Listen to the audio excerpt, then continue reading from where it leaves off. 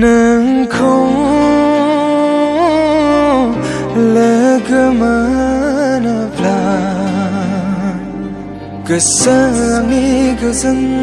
मोनो नोंजों रायज्लाय मोनोब्ला गावखौनो गाव बावगोमायो